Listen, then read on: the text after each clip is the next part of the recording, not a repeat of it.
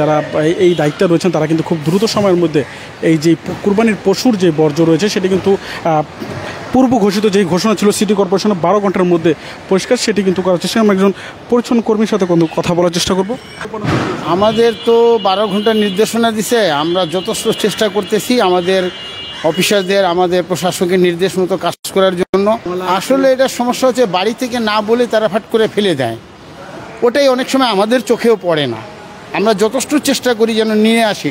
আমাদের এখানে আমরা ভ্যান, তারপরে আপনার গিয়া ওই যে ট্রাক কতগুলা লাগাইছি যেন পুরো ওয়ার্ডে ঘুরে আমরা ময়লাটা টোকায় নিয়ে আসতে পারি। আমরা প্রায় এখন মোটামুটি প্রায় 250 লোকের মতো আছি, সব মানে সিটি কর্পোরেশন যেগুলো দিছে সেগুলা, আমাদের ওয়ার্ডের সুইপার, তারপর আমাদের সিআই, তারপর আমাদের বিভিন্ন আরও যাদেরকে আয়না লাগানো হয়েছে, সবাই মিলে আমরা একজোটে কাজ করতেছি। বৃষ্টির মধ্যে তো ভাই ভিজা টিজা একেবারে হয়রান হয়ে গেছি, তারপরেও কাজ করতে হবে। কারণ আমরা যখন আমাদের প্রশাসক এবং আমাদের কর্মকর্তারা যখন এটা ওয়াদা করছে যে আমরা কাজ করব, আমাদের এই বৃষ্টি রোদ কিচ্ছু না, আমরা ইনশাল্লাহ সম্পূর্ণভাবে উনাদের নির্দেশ মতো কাজ করে যাব।